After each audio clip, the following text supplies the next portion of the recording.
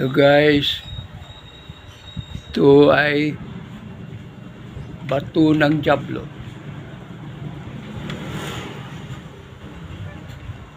Napusis ako ng bato na ito. Tingin ko may lumabas.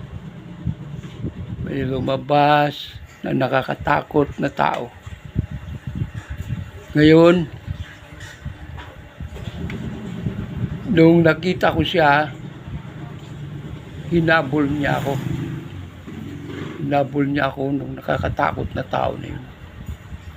Tumakbo ako ng mabilis para lumayo sa kanya. Ngayon, pagtakbo ko ng mabilis, lumayo sa kanya, mayroon akong nakitang pasalubong sa akin.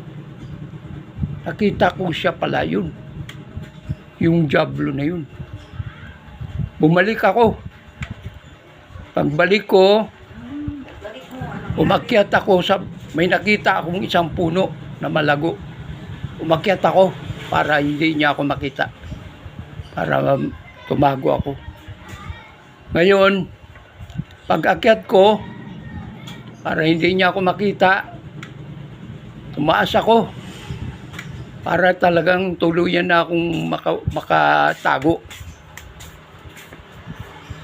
Umakyat pa ako at sumampa ako sa isa pang sanga. Pagkapit ko sa isang tanga, may humawak sa akin. Pagtingin ko sa kanya, yung pala yung Diablo, yung pala yung nakakatakot na tao, andoon din pala sa taas. Hinatak niya ako. Paghatak niya sa akin, naghatakan kami.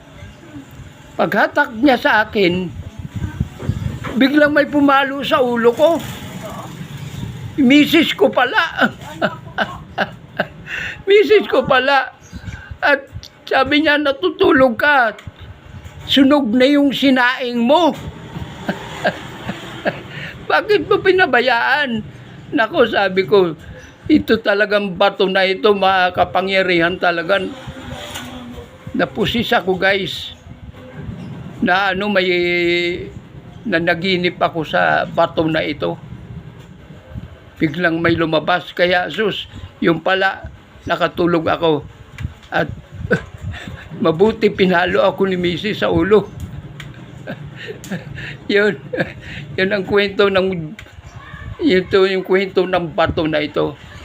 Tingnan nyo, napakaitim niya at napakabigat niya. Yun guys, hanggang dito na lang, okay?